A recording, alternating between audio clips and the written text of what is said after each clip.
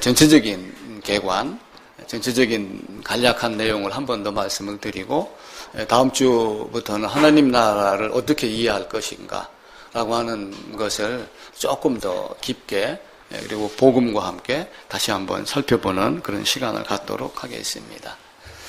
배를 만듭니다. 배를 만들면은 무엇 하려고 배를 만드는 거예요? 바다나 강으로 내보내려고 그러죠. 근데 배가 이렇게 물에 나가서 이렇게 떠다녀야지 되는데, 여기에 이렇게 육지에 그냥 머물러 있으면은 이건 어떤 사람들이 이건 배가 아니다 이렇게 얘기를 합니다. 그래서 배는 바다나 또 강으로 나가야지 배다. 그래서 항구에다가 묶어 놓으려고 배를 만드는 사람은 없다.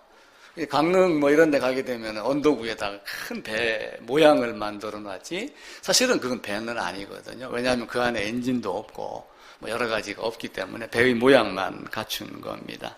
그래서 결국은 행함이 없으면은 믿음이 제대로 있는 것인가 라고 하는 것을 우리가 한번 살펴볼 필요가 있죠. 그래서 행함이 있는 믿음, 그리고 행함까지 나오는 믿음, 배가 있으면은 가서 바다에 가서 노를 젓고 항해를 할 수 있는 이런 모습이 있어야지 돼요.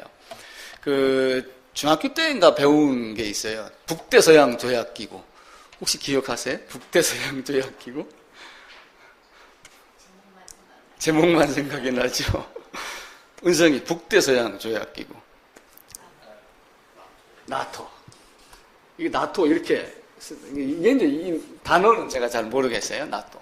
근데 이제 이걸 빙자해서 나토를 이야기를 하는 사람들이 있어요. 그게 뭐냐면은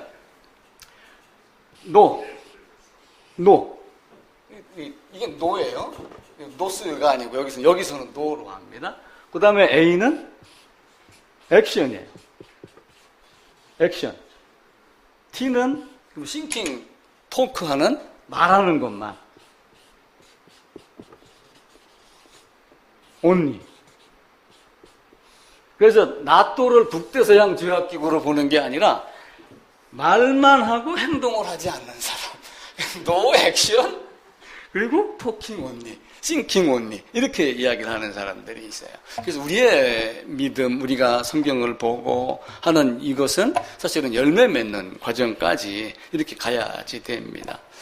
배가 이렇게 이제 바닷가로 나가기 전까지 여기에 뭐가 있냐면 예인선이라는 게 있어요. 큰 배가 있어도 조그만 어떤 배가 이걸 끌고 밖으로 이렇게 내줍니다. 왜 그러냐면은 이게 이제 진해 군항 같이 깊게 판 데는 어려움이 없지만은 이게 작은 항구나 이런 데 보게 되면은 이 안에 모래 같은 거, 수초 이런 게 막 쌓여 있거든요. 그래서 요 길, 수로를 누가 제일 잘하냐면은 요 도선사, 예인선을 끌고 다니는 사람들이 제일 잘합니다. 물론 여기 항공모함 이런 데는 항공대학교, 해양대학교 나오고 월급도 많고 직위도 높고 그러지만은 여기를 아는 사람은 이 예인선 몰고 가는 도선사가 가장 많이 안다. 그래서 우리의 신앙도 우리의 성경도 성경을 보는 자가 어떤 큰 것을 이야기하기 이전에 이것을 먼저 알고 밖으로 나갈 수 있는 길을 아는 자, 그것이 우리에게 큰 의미가 있다고 봅니다. 그래서 성경의 기록자도 몇 번 말씀을 드렸죠. 지난주, 그 지난주. 성경의 기록자도 보면은 아주 유명한 사람이 그렇게 많지는 않아요. 이제 바울과 같이 학문이 있으면서 거듭나고 그 학문과 알고 있었던 성경을 풀어낸, 복음을 풀어낸 이런 자들도 있지만 베드로와 같이 학문이 없는 줄로 알았던, 범인으로 알았던 그런 사람, 고기 잡았던 또 베드로의 형제 안드레, 예수님이 십자가에 못 박혔었을 때 혼입을 같이 뭘 두르고 있다가 무서워가지고 도망가다 보니 옷이 뺏겨졌는데도 알몸으로 도망갔던 마가, 이런 사람들을 이용을 해서 성경을 기록을 했습니다. 그 중에 또 하나 이제 대표적인 게 누가 있냐면 막달라 마리아가 있어요. 결국 이제 이런 존재가 되는 거죠. 막달라 마리아는 대표적인 인물입니다. 막달라 마리아. 그래서 마리아가 여럿이 나와요, 마리아가. 대표적으로 예수님을 성령 잉태한 마리아가 나오죠. 이 세상에 도저히 일어날 수 없는 일, 세상에 사람은 반드시 자궁을 통해 나와야 되지만 남자를 통해서 자궁으로 들어갔다가 나와야지 되는데도 불구하고 그렇게 하지 아니하고 성령 잉태한 것을 마리아를 통해서 보여주었습니다. 근데 이때 당시에 여자들은 12살, 13살 정도의 초경을 하면 결혼하는 게 거의 의무적이었어요. 그때 당시에 우리나라도 몇십 년 전, 지금 할머니들 보면 한글 공부하는 사람들이 있잖아요. 여자가 왜 배워? 이렇게 해서 글씨를 안 배운, 그 쉬운 언문이라 하는 것도 배우지 않았던 적이 있었는데 2000년, 3000년 그때 당시에 고대로 가면 갈수록 여자들이 노예와 같은 생활, 아기 낳는 기계 이런 정도로 많이 했습니다. 또 가톨릭에서 교황도 사실은 여자는 애 낳고 집에서 일하는 거 이상 다른 거 할 필요가 없다라고 말을 할 정도로 그런 정도로 여자의 대우를 많이 받았던 거예요. 근데 이제 그 중에 누가 있냐면 막달라 마리아가 있어요. 근데 이 막달라 마리아는 7 귀신이 쫓겨냄을 받은 자라고 하죠. 그러니까 그 도선사가 큰 배의 선장보다 지극히 낮은 자고 못 배웠지만 그 수로를 알듯이 이런 어떤 마리아 또 아니면은 7 귀신이 쫓아냄을 받았던 막달라 마리아 이런 사람들이 예수님이 부활을 제일 먼저 봤던 자가 누구예요? 예수님의 부활. 막달라 마리아예요. 이 막달라 마리아를 예수님께서 막달라 마리아에게 먼저 보이셨어요. 막달라 마리아가 내가 봤다가 아니라 보여주니까 본 그런 개념이 되지요. 그래서 가장 연약한 자, 가장 작은 것 같지만 어떤 그런 모습들. 그래서 이 막달라 마리아에게 보였는데 이 막달라 마리아뿐만이 아니라 많은 여인들이 예수님이 무덤에 들어가셨을 때 이 무덤가에서 다가가고 있었던 많은 분들이 누구냐면은 이런 여성분들이 낮은 사람들, 학문이 있고 권세가 있고 했던 이런 사람들은 가지 않았어요. 베드로 12제자 3년 동안 따라다녔지만 그들은 어디 있었냐면은 집에 도망갔죠.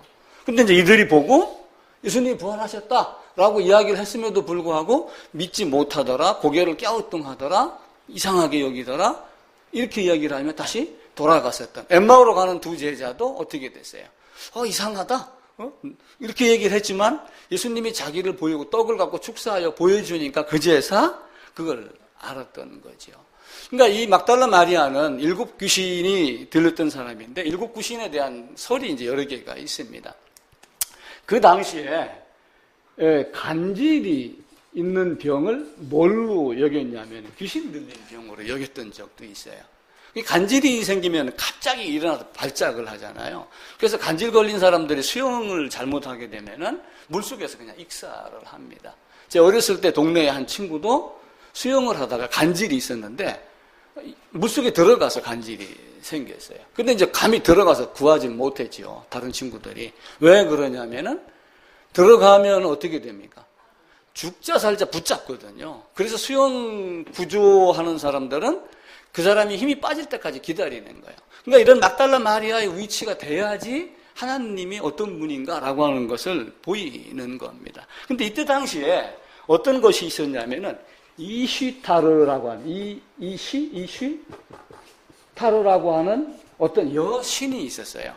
고대에 있었고 유대 당시에 로마인 중에도 이시타르라고 하는 여신을 믿는 것들이 있었는데 그때 당시에 여신은 주로 뭐냐면 풍요, 생산, 그래서 아이 낳는 것, 곡식이 잘 되는 것 이렇게 하다가 그게 이제 무엇으로 발전을 하냐면은 그런 신전 제사를 드리다 보면은 아주 그 유사성행이 비슷한 여러 가지 아주 못된 짓들을 많이 하기 때문에 그 이시타르가 성의 어떤 성료 이 신으로 바뀌게 된 겁니다. 그래서 이 이시타르를 믿는 사람들 중에는 누가 많이 있었냐면은 그 중에서 창녀들이 그 당시에 많이 있었더라고 유대 문헌에는 기록이 되어 있어요. 그러니까 이 이시타르를 믿는 여신을 믿는 사람들 중에는 창녀가 있었다라고 하니까 이 귀신 들린 자 간질하는 이 막달라 마리아를 어디다가 엮으려고 하면 요한복음 8장에 나오는 혹시 창녀 가늠하다 잡힌 여인이 아닌가 그렇게 이야기를 하는 사람들도 있어요. 그런데 이제 성경에는 막달라 마리아가 가늠하다 잡혔다라고 하는 기록이 없습니다. 단지 7 귀신이 쫓겨나갔다라고 하는 기록만 있지 그 이전에 발작을 했다, 귀신 들려서 어떤 현상이 일어났다라고 하는 것도 사실은 기록하지 않습니다. 문제는 이제 뭐냐면은 막달라 마리아를 통해 가지고 아까 그 도선사와 같이 작은 자, 배우지 못한 자, 힘이 없는 자, 노예와 같은 자, 당시 시대의 어떤 여성 이런 것들을 통해 가지고 복음을 받아들일 수 있는 어떤 능력. 그러니까 그런 여성과 막달라 마리아를 통해서 우리가 뭘 배우냐면은 내가 그런 존재다라고 하는 자기 존재를 배우는 거예요. 그러니까 당시에 예를 들어 눈먼 자 그러면 뭡니까? 소경이에요. 그죠? 그럼 육체적 질병에만 꽂히지 말고 하나님을 바라보지 못하는 자, 성경을 보지 못하는 자, 보고도 깨닫지 못하는 자를 소경으로 보는 거예요. 그러니까 너희가 본다고 하니 너희 죄가 그저 있느니라 라고 하며 바리새인, 사두개인, 유대인들에게 본다고 하는데도 너희가 소경이구나 라고 했던 대로 예를 들면 귀머거리를 뭐라고 할 수 있어요? 하나님 말씀에도 듣지 못하는 자. 그래서 질병 치료를 지금 뭐 기도원에 가면은 뭐 하면 낫는다라고 그러지만은 복음이 처음 들어갔었을 때 예수님이 승천하시고 사도들이 세상을 다니며 복음 전할 때 그 사도적 권위, 그 사도가 갖고 있었던 어떤 그런 능력을 잠시 나타나기 위해서 이적을 사용한 적이 많이 있는데 사도가 순교당하고 그리고 그 이후에는 대체적으로 이적이라 하는 기록이 많지 않습니다. 성경에도 기록이 되지 아니하고 그래서 지금 그것을 흉내내는 것은 그렇게 바람직하지 못하다. 근데 이 막달라 마리아와 같이 이 도선사와 같이 낮은 자가 되어서 우리가 뭔가를 찾을 때 그것이 보이는 거겠죠. 그래서 값진 진주를 구하는 장사 이렇게 있잖아요. 자, 어떤 사람이 값진 진주를 구합니다. 진주를 구하는 장사가 있어요. 그러면 이 사람이 진주를 막 찾으러 다녀가지고 진주가 여기 있는 걸 발견을 했어요. 자, 그러면은 이 사람이 찾았기 때문에 진주가 있었을까요? 아니면 진주가 먼저 있었을까요? 진주가 먼저 준비가 된 거예요. 그리고 보일 자에게, 보여줄 자에게 그걸 보여주는 거예요. 그러니까 진주를 구하려고 하는 어떤 막달라 마리아와 같은 그런 마음을 가진 자에게 이미 준비된 게 보이는 것. 그래서 감추인 보화도 마찬가지로 감추인 보화도 이미 땅 안에 보화는 있는데 그걸 찾는 자가 있고 보고서 그게 무엇인가를 발견하는 자가 있고 그래서 막달라 마리아뿐만 아니라 많은 여인들이 무덤을 찾아갔었고 또 이런 일이 어떻게 일어날 수 있느냐라고 얘기했던 그 마리아도 이게 하나님의 성령의 사역이다라고 했었을 때 그것이 내게 이루어지다라고 하며 받아들였던 그 12살, 13살 혹은 15살을 넘지 않았을 그 마리아에게 잉태되는 그런 능력이 있는 거지요. 예수님이 말씀을 하실 때 수많은 사람들이 예수님 앞에 모여 있습니다. 여러 종류의 사람들이 모여 있어요. 누가복음 한번 찾아보겠습니다. 누가복음 12장입니다.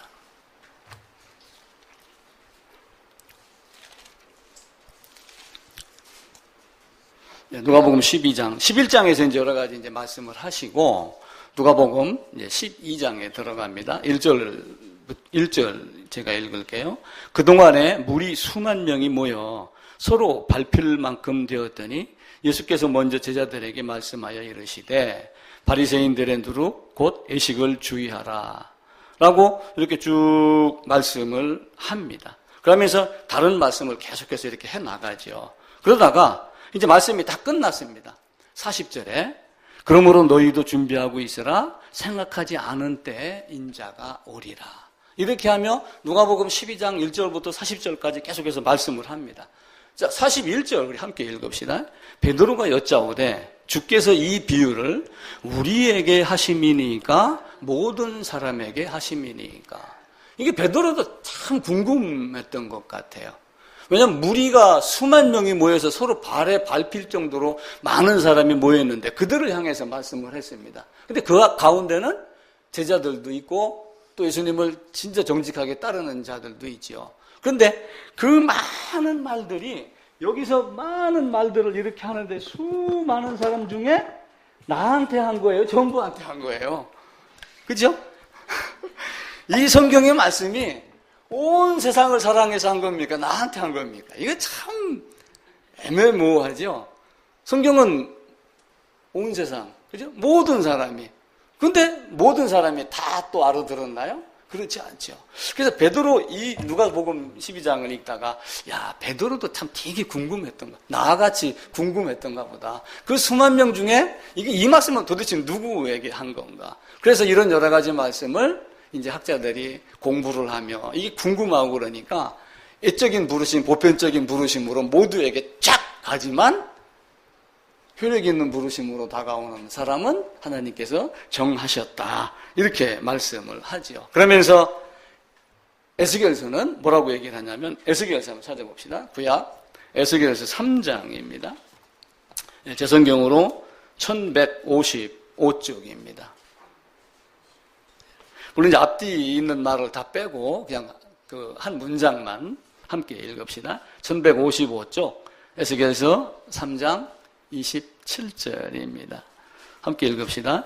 그러나 내가 너와 말할 때 내 입을 열리니 너는 그들에게 이르기를 주 여호와의 말씀이 이러하시다 하라. 들을 자는 들을 것이요 듣기 싫은 자는 듣지 아니하리니 그들은 반역하는 족속이니미라.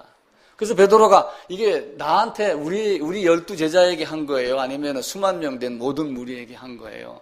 들리긴 다 들렸는데 들을 자는 듣고 듣지 않을 자는 듣지 않는다. 그래서 에스겔 선지자를 통해서 이제 파수꾼으로 이스라엘 족속에 가서 이야기해라라고 하면 에스겔 선지자를 보내거든요. 그래갖고 내가 너희에게 파수꾼으로 보냈는데 만약에 내가 이 파수꾼 노릇을 하면서 말씀을 했는데 너희가 듣지 아니하면 핏값은 너희가 가져가고 만약에 내가 그 파수꾼 역할을 나에게 줬는데 내가 하지 아니하면 핏값이 나에게 오겠다. 이렇게 얘기하며 자기가 복음 전도자 하나님의 말씀 하나님 나라를 선포하는 그 위치를 이야기를 하며 쭉 얘기를 하는데 들을 자는 들을 것이요 듣지 않을 자는 듣지 않을 것이다. 그래서 보고도 보지 못하고 들어도 듣지 못하는 귀머거리도 있고 소경도 있고 라고 하는 것. 그래서 그 마음을 지으신 이가 누구라고 그랬어요? 마음을 누가 지었어요?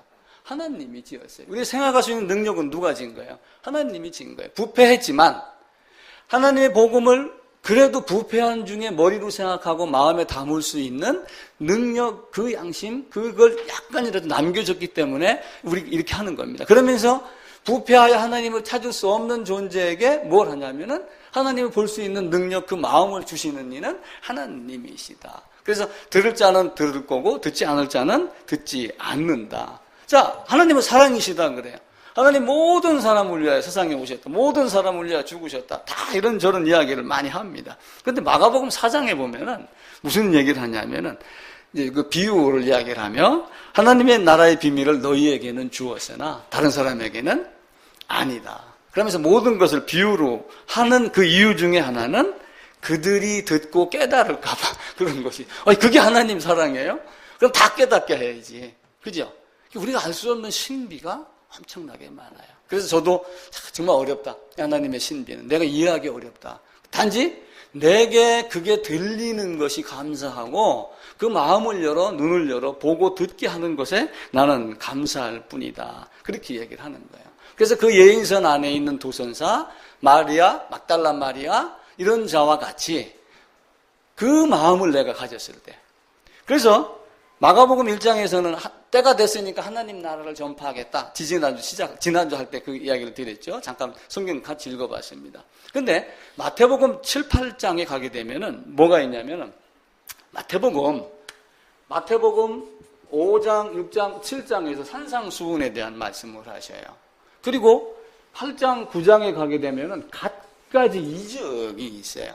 그래서 마태복음 8장에서 기적이 몇 가지가 나오냐면 5가지가 나오고 9장에서도 5가지 이적이 나와요. 이적이 다 나온 다음에 하시는 말씀이 하나님 나라의 천국의 복음을 전하겠다 라고 하며 천국에 대한 하나님 나라에 대한 이야기를 해요. 근데 그 하나님 나라가 야 기와집이 몇 개 있고 뭐 이런 얘기는 하지 아니하고 너희가 그 도선사와 같이 낮은 직급이지만 너희가 막달라 마리아와 같은 7 귀신이 쫓아낸 그런 존재이지만 너희가 보면은 보일 것이고 보여주면 보일 것이고 라고 말씀을 하지요. 마태복음 5장으로 가보겠습니다.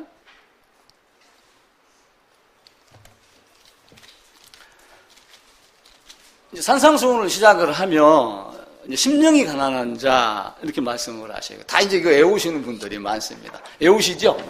심령이 가난한 자는 복이 있나니 애통하는 자는 복이 있고 온유한 자, 의에 줄이고 굶주린 자 이렇게 나오죠. 목마른 자.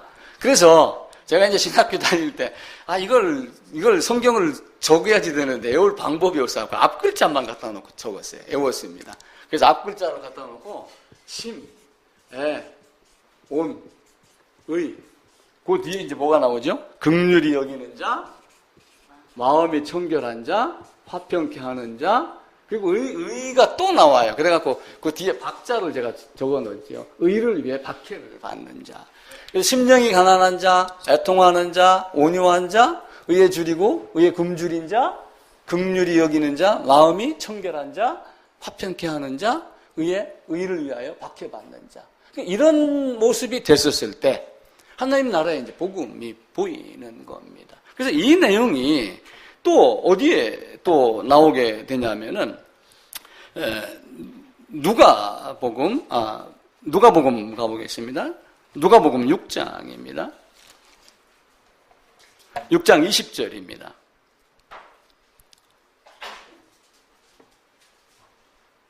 98쪽입니다. 예수께서 눈을 들어 제자들을 보시고 이르시되 21절까지 두 절만 함께 읽읍시다.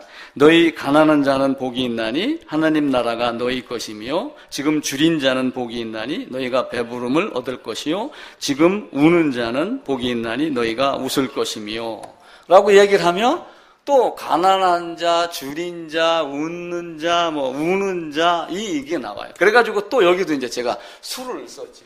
앞 글자만 딴 겁니다. 가, 주, 우, 미.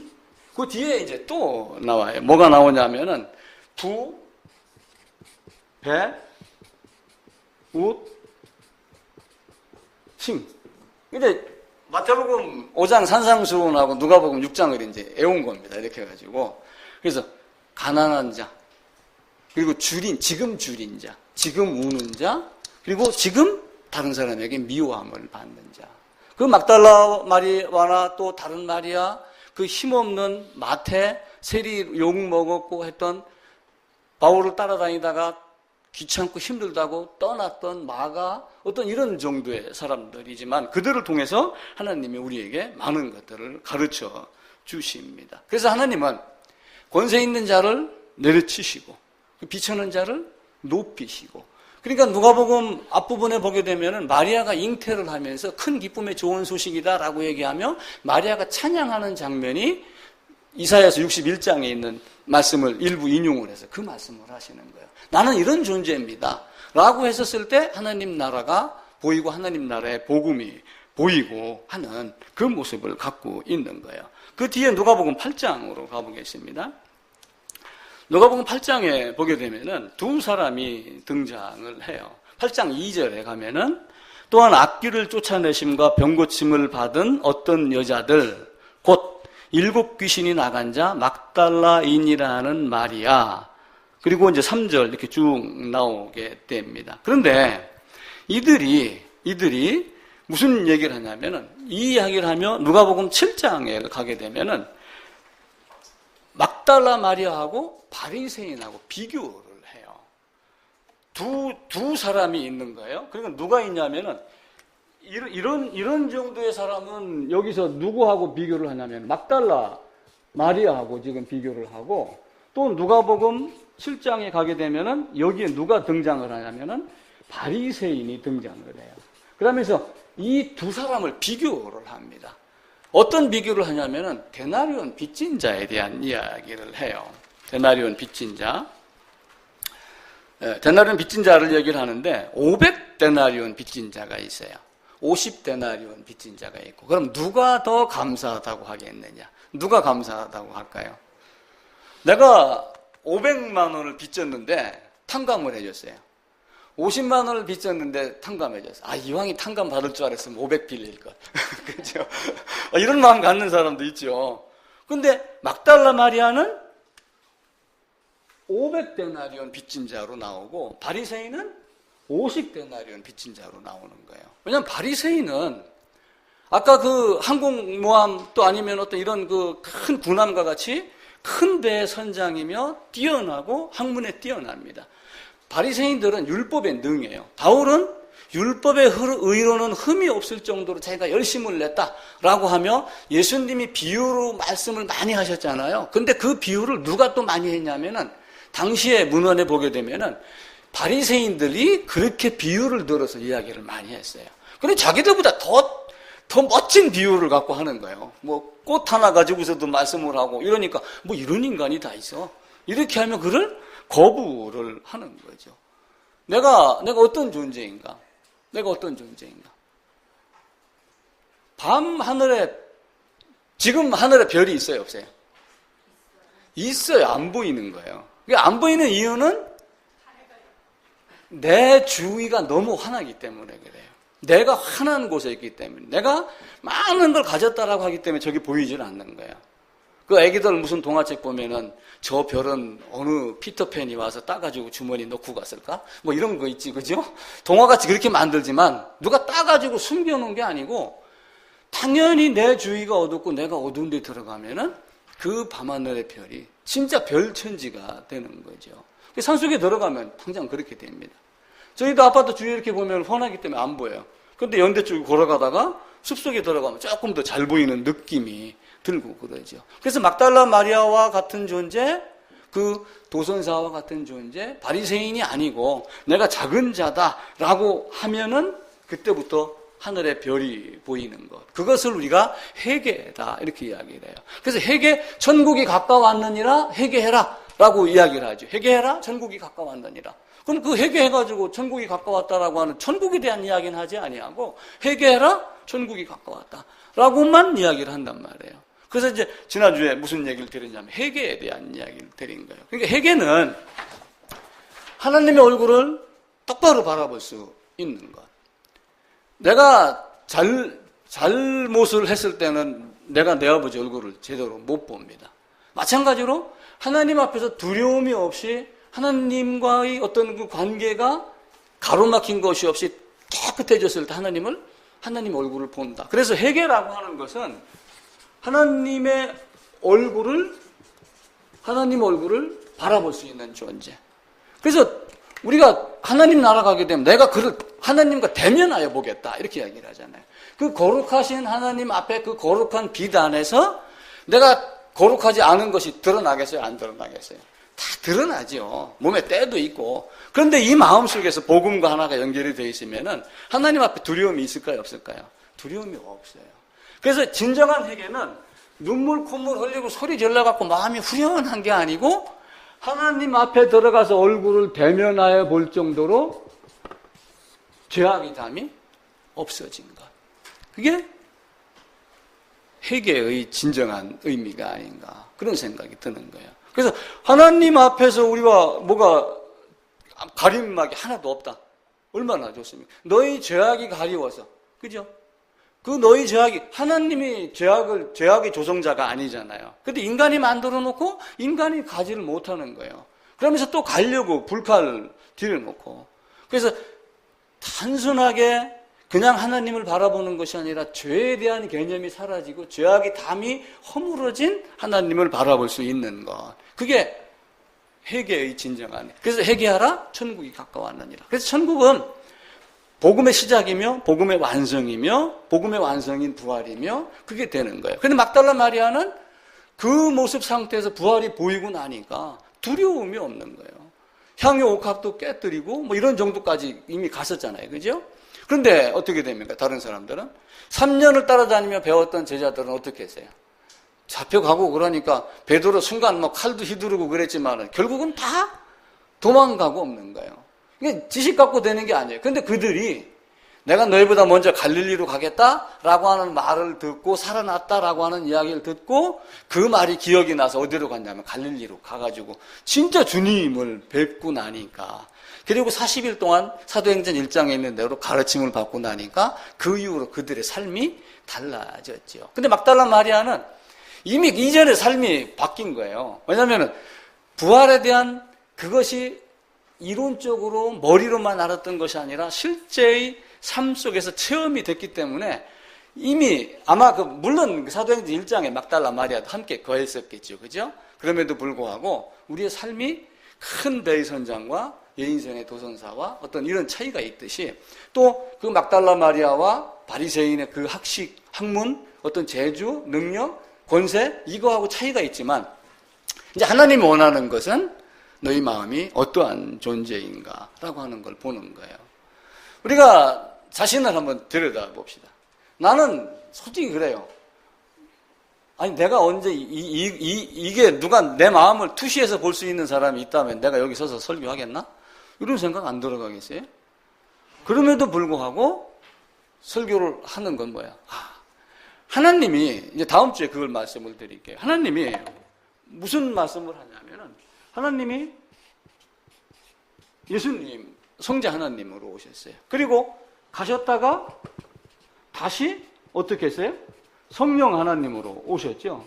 그런데 예수님이 12제자를 가르쳤어요. 12제자를 가르치고 12제자들이 누구에게 가르쳤냐면은 우리들에게 가르친 거예요. 근데 우리들에게 가르쳤는데 이때 당시에 가르치다가 가르침을 할 때 없었던 성경이 생기기 시작을 한 거예요. 그러니까 이제 성경 그 이전에 있던 다른 것들은 다 없어지고 성경으로 우리에게 가르침을 갖는 거죠. 근데 이제 이런 어떤 걸 갖다 놓고 뭐 사도 흉내를 낸다든지 이렇게 하면은 절대로 안 되겠죠. 하나님이 우리를 사랑하셨습니다. 내가 그렇게 부족한 존재이지만 하나님이 나를 사랑하신 거예요. 내가 막달라 마리아보다 어떻게 보면 더 험한 존재일 수도 있어요. 그럼에도 불구하고 나를 사랑한 게 뭐예요? 우리가 아가페 사랑 그러면 어떤 걸 가지고 아가페 사랑 이렇게 표현을 해요? 아가페 사랑? 예수님이 그냥 모든 사람을 위하여 십자가에 죽으신 것 아가페 사랑 이렇게 이야기를 해요. 아가페 사랑이라고 이야기를 하지만 실제 아가페 사랑은 뭐예요? 아주 순수하고 조건이 없고 따지고 묻고 하는 이런 게 아니라 그냥 하나님께서 주신 거예요. 만약에 하나님이 내가 어떤 존재인가 내 마음속에 있는 건 내게서 나오는 어떤 생각, 행함을 봤다면은 하나님이 나를 사랑하셨겠어요? 막달라 마리아 7 귀신 들렸고 혹시 사람들이 추정을 하지만 이 여자가 요한복음 8장에 있던 가늠하다 잡힌 여자 아니야? 물론 거기는 예루살렘이고 막달라 마리아는 갈릴리 지역에 있으니까 다른 지역이니까 그 사람은 아닐 거예요. 근데 그 가늠하다 잡힌 여인도 사실은 어떻게 돼요? 다시는 내 죄를 정죄하지 않을 테니까 가서 죄를 짓지 말아라고 해서 용서해서 보냈잖아요. 그게 무슨 사랑이에요? 그게 아가페 사랑이에요. 만약에 내가 여기에 이렇게 있습니다. 내가 여기 있는데 나에게서 나오는 것들이 지금 가려서 보이지는 않아요. 그죠?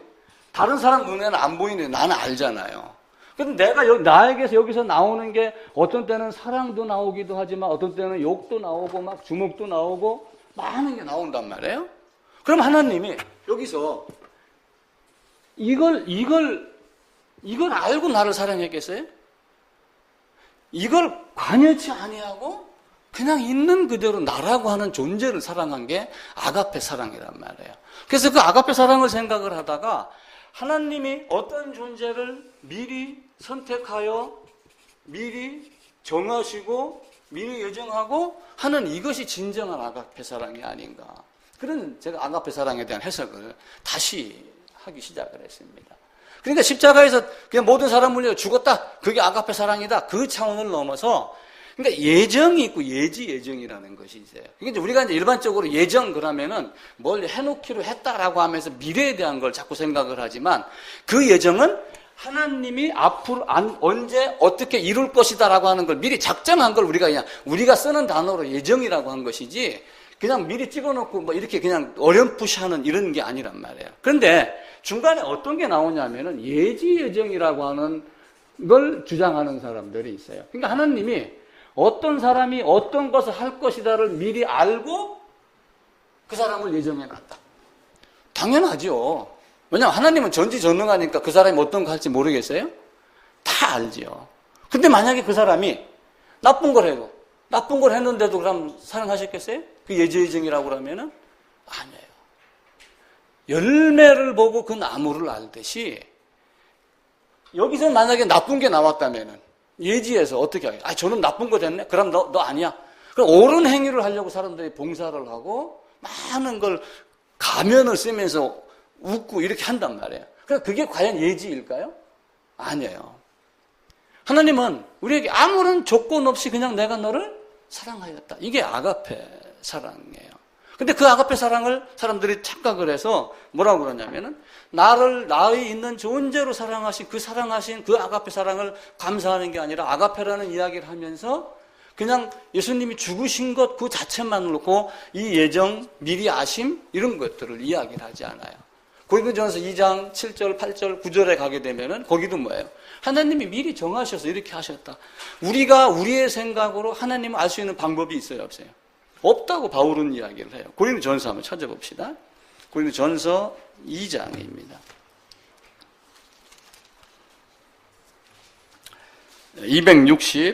265쪽입니다. 9절, 10절만 읽읍시다. 앞뒤는 빼고요.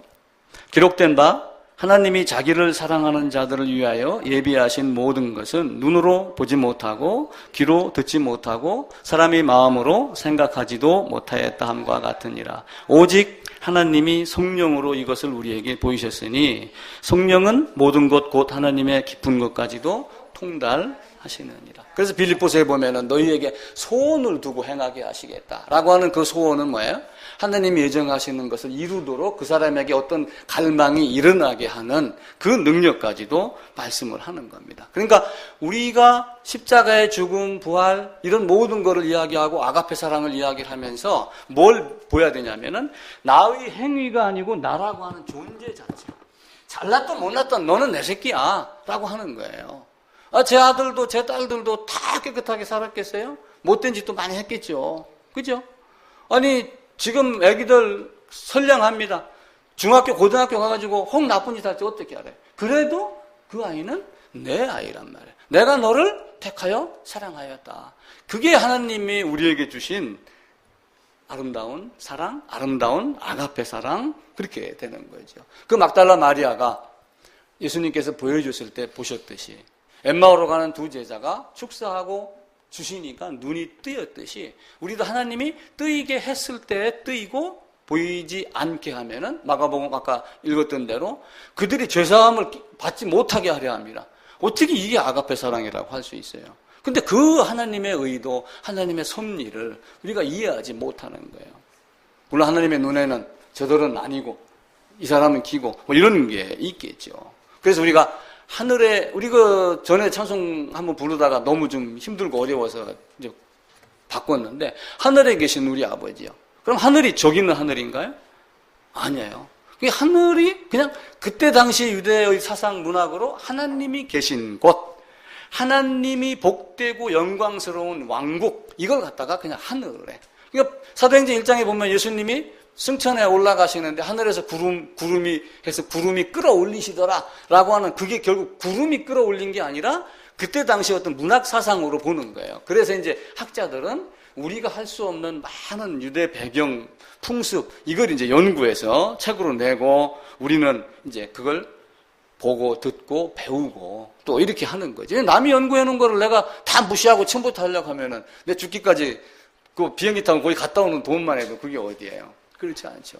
하나님 나라는 이 땅에서 거짓 선지자들, 가짜들이 얘기하는 대로 갔다 왔다 뭐 이런 개념이 아닙니다. 부자 나사로에 대한 이야기를 했죠.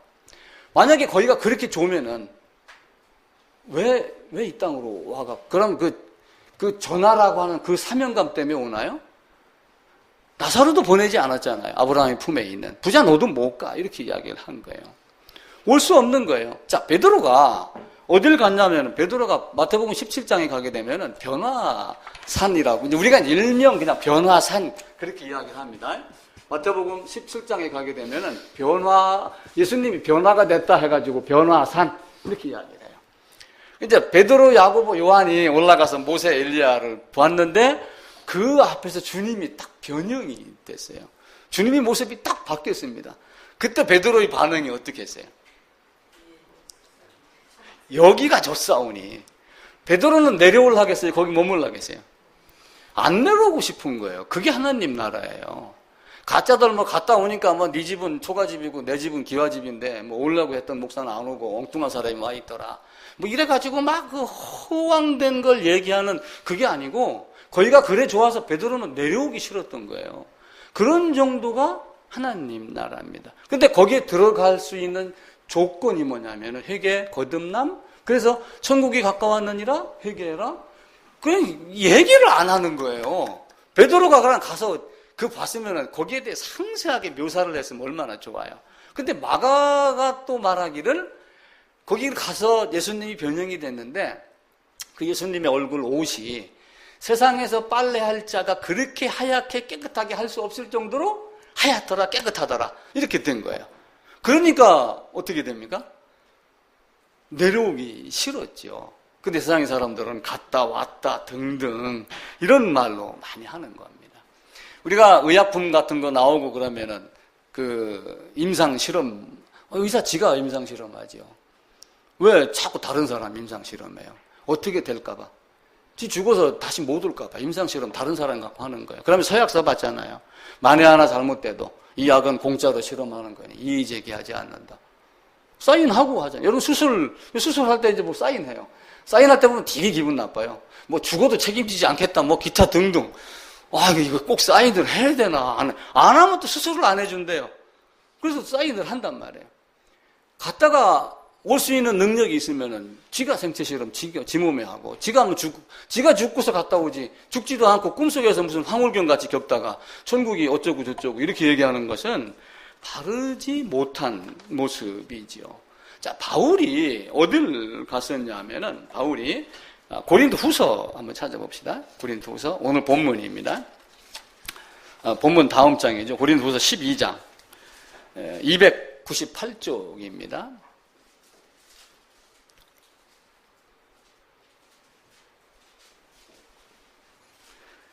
1절, 2절, 2절만 함께 읽읍시다. 무익하나마 내가 부득불 자랑하노니 주의 환상과 계시를 말하리라. 내가 그리스도 안에 있는 한 사람을 아노니 그는 14년 전에 셋째 하늘에 이끌려 간지라. 그가 몸 안에 있었는지 몸 밖에 있었는지 나는 모르거니와 하나님은 아시느니라. 바울이 셋째 하늘에 이끌려 갔다 왔다고 그랬어요. 14년 전입니다. 이게 아마 시기적으로 보면은 사도행전 9장에 있는 다메섹 도상에서 빛이 비추며 하나님의 복음을 아는 것, 하나님의 복음을 깨달은 것을 이야기를 해요. 근데 바울이 14년 동안 하나님 나라에 대해서 사실은 한마디도 안 했어요. 14년 전에 끌려가서 내 가히 이르지 못할 말을 들었다. 한 장 뒤로 넘기면은 몸 밖에 있었는지 모르거니와 하나님은 아신다라고 해놓고 4절에 그가 낙원으로 이끌려가서 말로 표현할 수 없는 말을 들었으니 사람이 가히 이르지 못할 말이로다. 그러면서 더 이상 얘기를 안 해줘요. 그러니까 나도 하나님 나라를 이렇게 정확히 말하기가 굉장히 어렵지요. 그러면서 사도 바울이 고린도전 15장에 가게 되면 이 썩을 것이 썩지 아니함을 입겠다. 그렇게 이야기를 해요. 그리고 빌립보서에 가게 되면은 빌립보서 제가 맞는가 모르겠다. 빌립보서 3장에 가게 되면은 우리의 시민권은 하늘에 있다라고 하면 이 3장 21절에 그는 만물을 자기에게 복종하실 수 있는 자의 역사로 우리의 낮은 몸을 자기 영광의 몸의 형체와 같이 변하게 하시리라. 사실은 이 두 가지 말 이해는 별로 한데가 없어요. 썩을 것이 썩지 아니할 것을 입겠다. 우리의 낮은 몸을 진짜 하나님의 영광과 같이 진짜 해와 같이 빛나고 세상에서 빨래할 싸가 그렇게 희귀할 수 없을 만큼 아름다운 광경으로 만들어 놓는 그거와 같이 내가 바뀌겠다. 이제는 다시는 사망이 없고 눈물이 없고 이게 이 장막집만 무너지면 그래서 나는 내가 갈 때가 된 줄 아는데 내가 가서 주와 함께 있는 것이다. 주를 내가 대면하여 보는 것이 나의 소망이다. 그 이상은 이야기를 하지 아니하고 요한을 통해서 이제 계시록에서 잠깐 21장, 22장에서 하나님 나라에 대한 묘사를 좀 했지요. 근데 그 앞부분은 이제 전쟁에 대한 앞부분이 교회에 대한 이야기가 나오고 심판에 대한 이야기가 많이 나와요. 그래서 하나님 나라가 임한다라고 하는 것은 두 가지를 의미를 해요. 하나님 나라가 이 땅에 딱 임했다라고 하는 것은 두 가지예요. 뭐냐면은 심판과 구원이 동시에 이루어지는 거예요. 심판과 구원으로 딱 갈라지는 거예요. 하나님이 430년 전에 아브라함에게 약속을 했어요. 4대만이 나올 거야? 근데 이제 아브라함도 아마 430년이라고 들었는지 안 들었는지는 모르지만 모세는 아브라함에게 한 것을 4대 만에 이렇게만 표현을 한 거예요. 그래서 이제 그걸 4대를 100년으로 봐가지고 약 400년으로 본 거고, 모세는 이제 기록하기를, 출애굽기를 기록할 때는 430년이 마치는 그 날, 430년이 마치는 그 날, 하나님의 성령이 애굽에 딱 임해가지고 뭘 한 거예요? 자기 백성은 끄집어내고, 애굽은 죽이고. 하나님의 나라가 가까웠다, 회개해라 라고 예수님이 딱 이 땅에 오시면서 뭐 한 거예요? 이미 믿지 않는 자들은 심판을 받았느니라라고 하며 심판과 구속을 두 개로 구분을 하기 시작을 해요.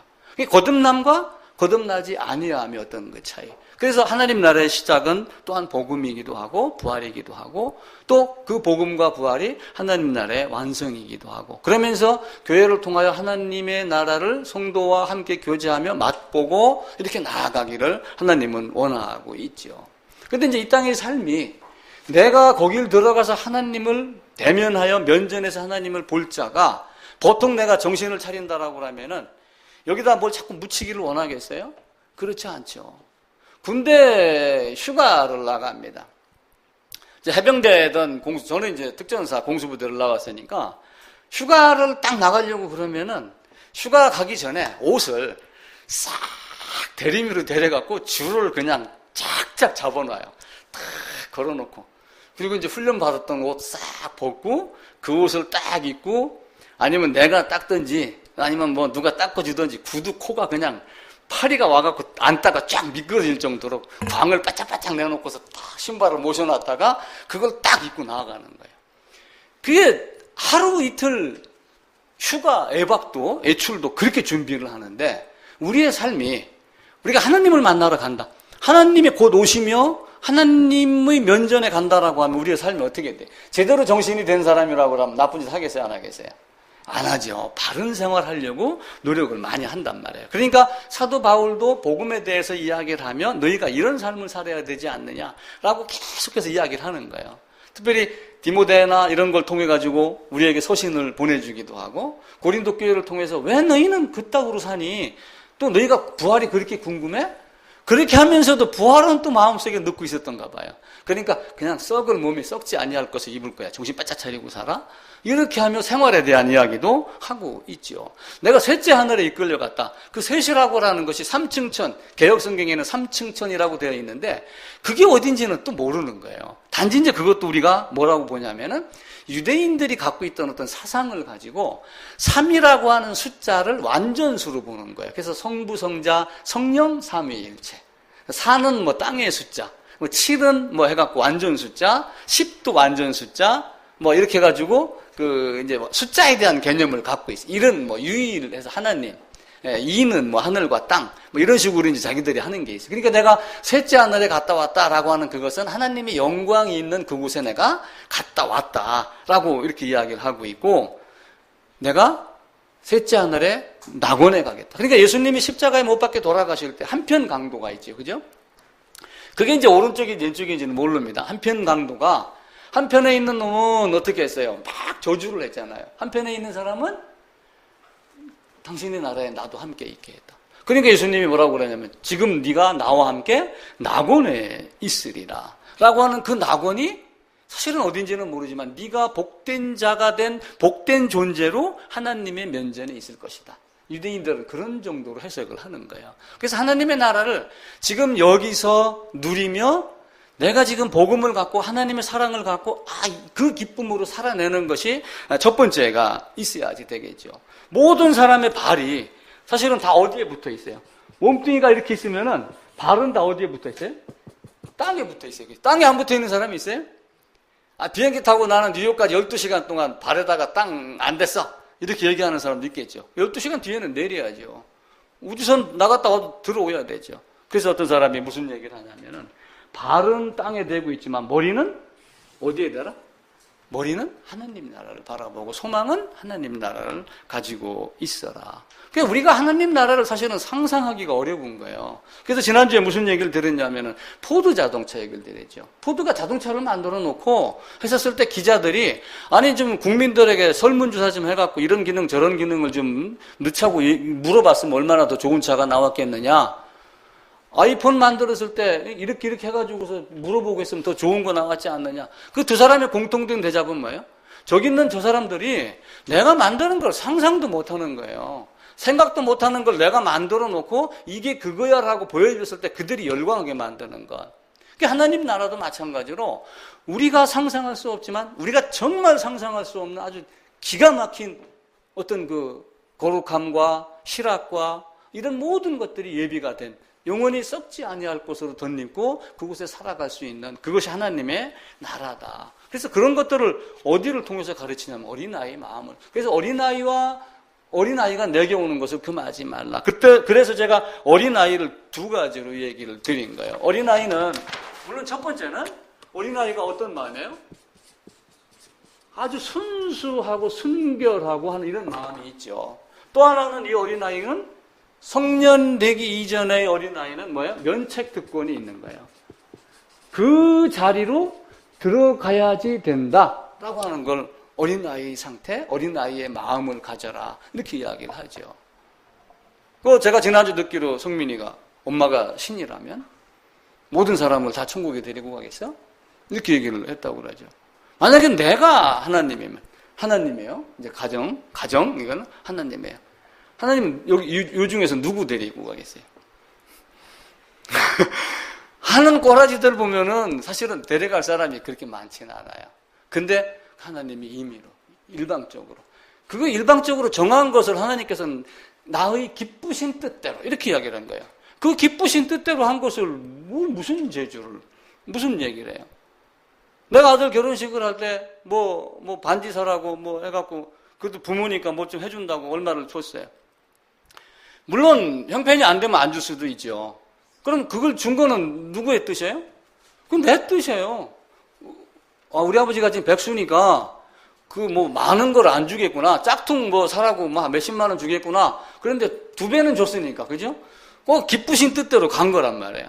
하나님의 나라, 하나님의 뜻도 마찬가지로 우리가 생각할 수 없는 나의 행위, 나에게서 나오는 열매를 보는 게 아니라 나 자체를 보는 거예요.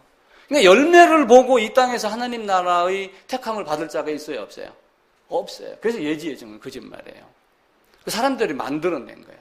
예지예정 중에 예지가 바른 행동을 하는 사람이라고 한정을 한다 해도 율법이 10,000가지인데 10,000가지 중에 바른 행동 항상 하는 사람이 있어요? 항상 옳은 것을 하는 사람이 있어요? 없어요. 한 사람도 없어요. 그래서 열매를 보고는 예지예정이 안 되는 거예요. 그러니까 열매를 안 보고 열매를 바르게 나오게 하려면 뭘 바꿔야 돼요? 나무를 바꿔야지 돼요.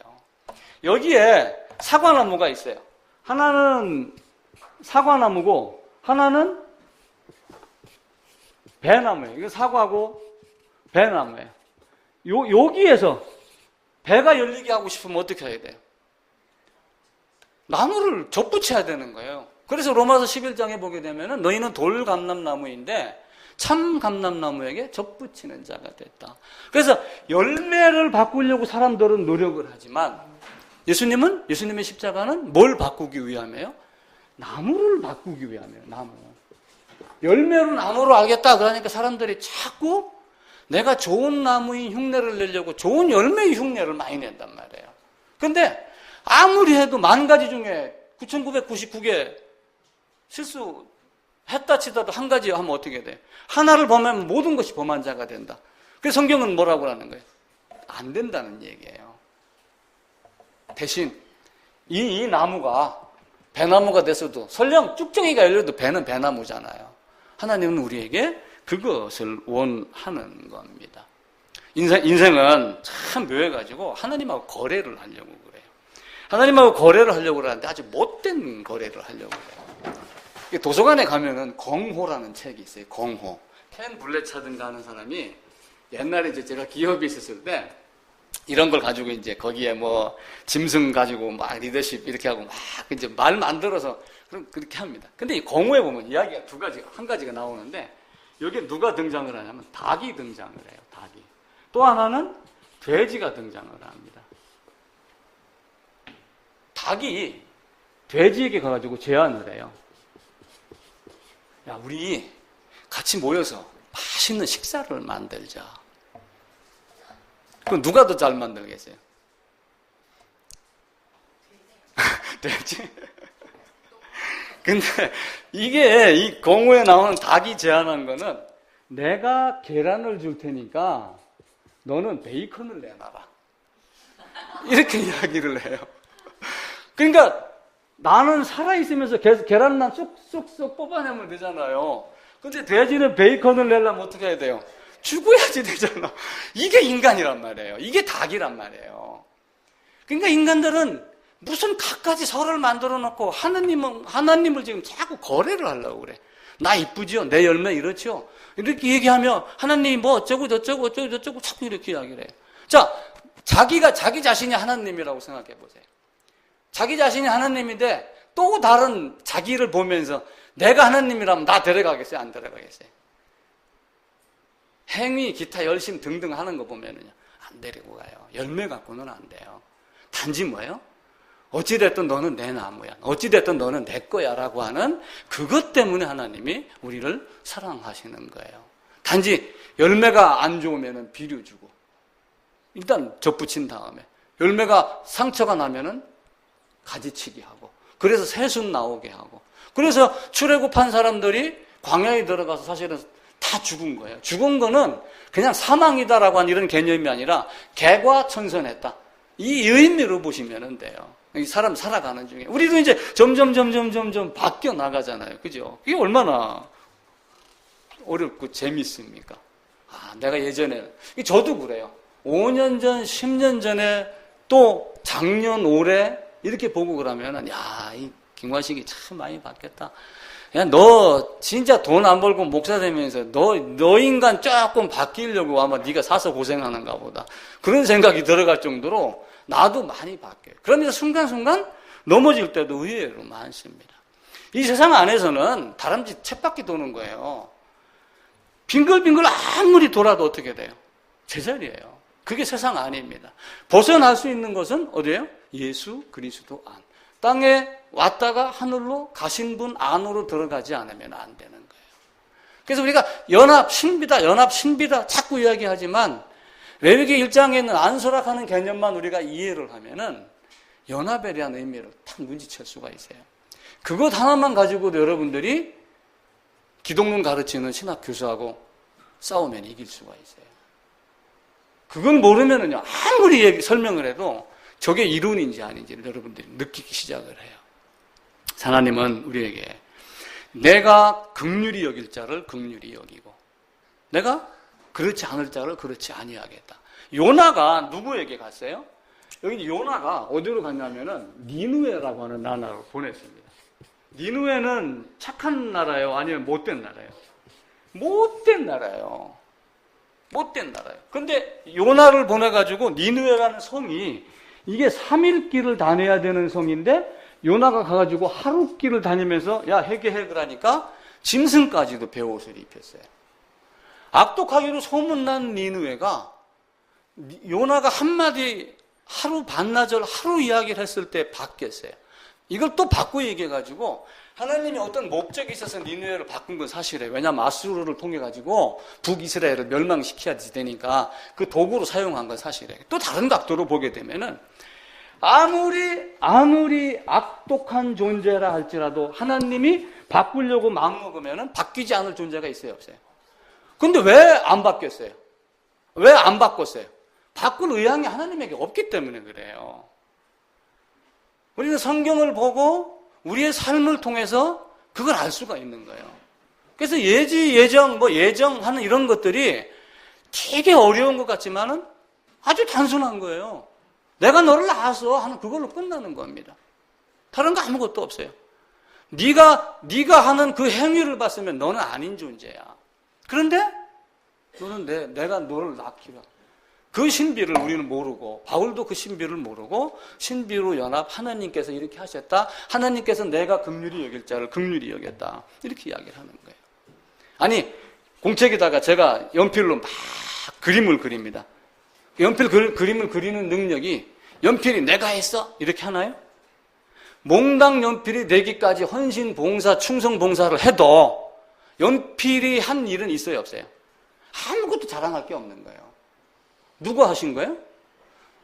하나님이 들어 쓴 것 뿐이지. 근데 우리는 하나님이 나를 들어 쓴 걸 생각을 안 하고 설령 쓰임을 받았다 하더라도 이걸 잘라버리고 내가 이렇게까지 나를 버리면서 헌신했어. 나 잘했지? 어? 나 나중에 충성되게 뭐 상 받지? 뭐 여기다 자꾸 상급에다가 지금 목숨을 거는 거예요. 하나님이 나를 사용한 것만 해도 얼마나 감사해요. 그 바울은 그걸 가진 거예요. 세상의 어떤 악함도 하나님이 바꾸지 않을 것이 없어요. 설령 내가 하나님 나라에 가기까지 거룩한 곳에 들어가려면 나도 거룩한 존재로 바뀌어야 되잖아요. 그게 안 되니까 사람들이 중간에 만들어낸 이론이 뭐냐면 연옥이라는 이론이에요. 이 땅에서 안 되니까 가서 정화되는 과정을 좀 만들어 볼까? 그러면 사람들이 위로를 받잖아요. 돈 딱 넣어놓고 너는 천국이라는 존재야. 아직은 거룩한 존재가 안 됐지만 연옥에 가면 돼. 그래서 무슨 책이에요? 간쌤 그 책 보셨어요? 거기도 보면 연옥에 들어가서 자기를 훈련시켜. 연옥에 들어가가지고 자기를 막 그러면서도 고통을 못 느끼며 기뻐하며 연옥을 자기를 갈고 닦고 하는 그런 걸 만들어 놓고 사람들을 현혹을 시키는데 거기에 쏘가 넘어간단 말이에요. 하나님은 그런 순식간에 호련히 변화하겠다 라고 하는 것이 하나님이 우리에게 준 겁니다. 엘리야가 누구에게 갔어요? 사렙다 과부에게 갔어요. 엘리사가 누구에게 갔어요?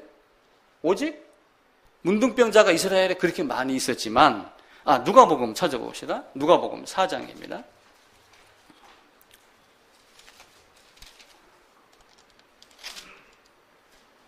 누가복음 4장 26절. 엘리야가 25절부터 내가 참으로 너희에게 이르느니 엘리야 시대에 하늘이 3년 6개월간 닫히어 온 땅에 큰 흉년이 들었을 때 이스라엘에 많은 과부가 있었을 때 엘리야가 그중 한 사람에게도 보내심을 받지 않고 오직 시돈 땅에 있는 한 사람. 선지자 엘리야 때 이스라엘에 많은 나병 환자가 있었는데 다 낫지 아니하고 오직 나만 한 사람. 자, 그러면은 여러분들이 힘을 갖고 왜 한 사람만 했어요? 이렇게 따지겠어요? 따질 수가 없어요. 권세를 가진 그분이 그렇게 하신 거예요. 그래서 다른 사람 보지 말고 내가 거기에 오직 한 사람, 그 안에 내가 있음만 나는 감사하고 사는 거야. 그리고 다른 사람은 누구인지 모르지만 기회가 주어졌을 때 기도하며 전도할 수 있을 때 전도하고 혹 그 사람인가 이렇게 보는 거예요. 화살을 쏴도 목적 없이 날아가는 것이 없어요.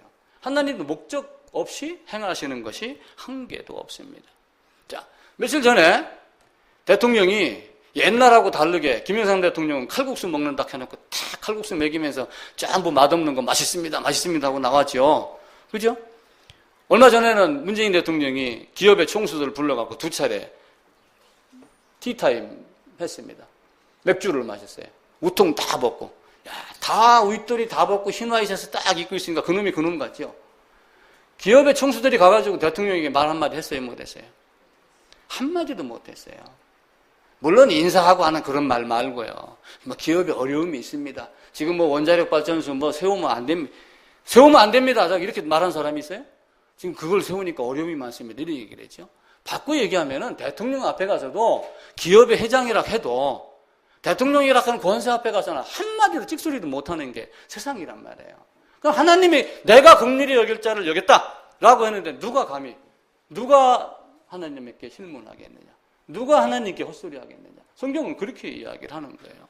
그래서 하나님이 우리에게 어떤 마음을 주셨는지 우리가 성경을 보면서 내가 나를 보시면 돼요. 많은 사람들이 이 땅에서 교회에 오면은 뭐 하면은 뭐 하겠다. 목사가 세례를 주면은 유명한 목사한테 찾아가서 머리 뒤밀고 세례 받으면은 천국 따는 것 같은 이런 생각을 가지고 목사들도 착각을 해서 내가 작년인가 재작년에 어느 전도사가 우리 교회 잠깐 와가지고 얘기를 하는데 세례 몇 명 줬어요? 아니, 한 명도 안 줬어요. 아니, 그렇게 목회를 하면 어떻게 합니까? 그래서 니는 세례가 뭐냐? 물 뿌리고 뭐 예수 이름으로 뭐 세례를 줍니다. 믿습니다. 고백하면 이거 하는 거 아닙니까? 맞죠? 그죠? 예수님은 세례 받았어요? 안 받았어요? 세례 받았어요? 안 받았어요? 예수님? 어디서 받았어요? 자, 예수님 세례. 예수님이 세례를 받으셨냐? 안 받으셨냐? 이게 숙제로 아니야. 여기서 얘기를 합시다. 요한에게 가서 세례를 받았어요. 그죠? 요한에게. 이거 사실은 앞으로 세례라고 하는 개념을 보여준 거예요. 그러면서 누가복음 12장에 50절에 가면은 뭐라고 얘기를 하냐면은 나는 받을 세례가 있으니. 그렇게 말씀을 하셔요. 나는 받을 세례가 있다. 이 세례는 뭐예요? 받을 세례. 누가복음 12장 50절에서 나는 받을 세례가 있다라고 하는 세례는 뭐예요? 십자가의 죽음이에요. 죽음 부활이에요. 그래서 그 말을 사도 바울이 로마서 6장에서 그리스도와 연합하여 세례 말지 못하느냐 그렇게 이야기를 하는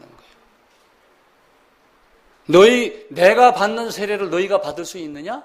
제자들에게 물었어요. 이거라면 받죠. 그죠? 이거라면 받아요. 근데 예수님이 세례를 얘기한 것은 이 세례를 얘기를 한 거예요. 이 세례를. 나는 받을 세례가 있으니 그러면서 앞장서서 어디로 올라갔어요? 예루살렘에 올라간 거예요. 그럼 예루살렘 올라가시면서 야 우리도 죽으러 가자 뭐 그러니까 내가 받을 세례를 너희가 받을 수 있어? 그렇게 얘기를 한 거예요. 예수님 받을 세례는 못 받아요. 우리는 단지 뭐예요? 믿음이라고 하는 은혜라고 하는 그 하나님께서 주신 그 특이한 그 은총을 가지고 예수 안에서 연합하여 안수하여 함께 이걸 가지고 하는 거예요. 우리가 늘 찬송하면서 천지 지으신 하나님 우리 도움은 어디서 오나 그런 찬송이 있잖아요. 눈을 들어 산을 보니 도움 어디서 오나. 아니 그럼 우리 일상생활에서 도움 받을 때만 하나님 찾나요? 복음, 구원 모두 다 어디서 와요? 내가 아니에요. 하나님이에요. 하나님이 주시기로 하신 자에게 줬단 말이에요. 그게 얼마나 감사. 그 수많은 사람 중에 아브라함 한 사람 택한 거예요. 수많은 민족 중에 이스라엘 한 사람, 이스라엘 민족 택한 거예요. 그죠? 그 사랑을 우리가 알고 세상에 지혜 있는 자에게는 숨기고 어린아이들에게는 나타내심을 감사하나이다 라고 하는 거. 진짜 내가 하나님이라면 내가 나를 천국에 데려갈 수 있겠는가? 거룩한 곳에? 그렇지 아니하다 라고 하는 걸 알고 우리가 세상을 통해서도 예를 들어가지고 회사에서 이번에 이제 뭐 공채 뭐 이런 거 많이 이제 하잖아요. 그죠? 공채 같은 거 하고 또 아니면 뭐 비정규직, 정규직하고 막 이런 게 많이 있어요. 우리가 이번에 5,000명 하기로 했습니다. 뭐 하나도 뭐 그런 얘기를 한단 말이에요. 몇천 명이든. 아니 뭐 이번에 또 임용고시가 또 난리가 났더라고요. 숫자가 줄어들어가지고 어제 뉴스 보니까 막 난리 났대요. 뭐 어느 데는 뭐 영어 교사, 뭐 수학 교사 뭐 한 명 도에서 한 명 뽑는 데도 있고 뭐 그런 거예요. 자 그러면은 시험을 봅니다. 10,000명 봐가지고 삼성에 10,000명 봐가지고 200명 딱 됐어요. 그럼 그 중에서 뽑은 건가요? 바꿔 얘기하면요. 뽑힐 자는 정해져 있는 거예요. 그게 무슨 의미냐면은 삼성이 정한 기준을 갖고 있는 자가 곳곳에 있는데 여러 사람이 한꺼번에 몰려가고 곳곳에 삼성이 뽑으려고 마음먹었던 그런 자격을 갖춘 자만 뽑아낸 거예요, 사실은. 그러니까 우리는 야 너도 나도 지원하면 되겠다라고 그러지만 실제는 그게 아니란 말이에요. 이게 하나님 나라와 어떤 그 설명이 좀 애매모호할 수는 있지만 하나님 나라도 마찬가지로 내가 노력해야 되는 것이 아니고 하나님이 주시기로 작정한 자에게 주신다. 그래서 우리 인생이 짧습니다. 회개는 완전하게 돌이켜서 어디로 들어가는 거예요? 예수 안으로 들어가는 게 회개입니다. 자, 자동차 아침에 최근에 자동차 유턴한 적이 있어요? 없어요? 자동차 유턴. 가끔 유턴 하죠? 자동차 유턴하면 고개만 돌리나요? 차까지 돌리나요? 고개만 돌리는 게 차까지 돌리는 게 유턴이란 말이에요. 회개는 눈물 콧물 흘리면서 죄송합니다라고 하는 게 아니라 그걸 씻고 그리스도 안으로 들어가는 것까지가 회개의 개념 안으로 있어야지 돼요. 그래서 우리 인생이 정말 짧습니다. 제가 엊그제 EBS 다큐에 노인 100세 쇼크라고 하는 게 있어요. 제가 그걸 보고 깜짝 놀랐습니다. 늙어서 이렇게 가는 거구나. 그 진짜 정신 안 차리면은 자식한테 누가 되고 내가 나에게 비참해지겠구나. 아니, 아들놈이 와가지고 아버지 뭐 다운시켜놓고 갔으니까 해놓고 컴퓨터 바탕화면에 깔아놓고 갔더라고요. 보니까 100세 쇼크. 아버지 정신 바짝 차려. 그러는 것 같은 느낌이 들더라니까요. 근데 거기에 이런 말이 나와요. 노인이 될수록 노인의 걸음걸이는 느려지지만 그거와 반비례하여 세월의 속도는 빨라진다. 우리 인생이 그런 겁니다. 내일이 벌써 입추입니다. 그죠? 금방 며칠 있으면 말복되며 더위 가시고 언제 이렇게 덥나 하지만 눈 오고 겨울이 꽁꽁 얼어서 그 날이 와요. 그래서 하나님 나라가 이 땅에 임한다라고 하는 것은 심판과 구속과 두 개가 동시에 다 일어난다라고 하는 개념. 그래서 이 땅에서 내가 세상에서 있다가 영원한 생명으로 옮기는 것 자체가 이미 하나님 나라의 개념이 시작이 되는 겁니다. 그래서 지난주 이번 주 하나님 나라에 대한 그 전체적인 그냥 바울도 제대로 얘기도 안 했고 베드로도 제대로 얘기도 안 했고 예수님도 하나님 나라의 복음을 전파했다라고 하며 하나님 나라에 대해서 그렇게 말씀하지 않았는데 이제 학자들이 이렇게 좀 정리해 놓은 것들을 제가 몇 개 참조를 해서 하나님 나라 어떻게 이해할 건가라고 하는 걸로 한두 주간 더 말씀을 드리도록 그렇게 하겠습니다.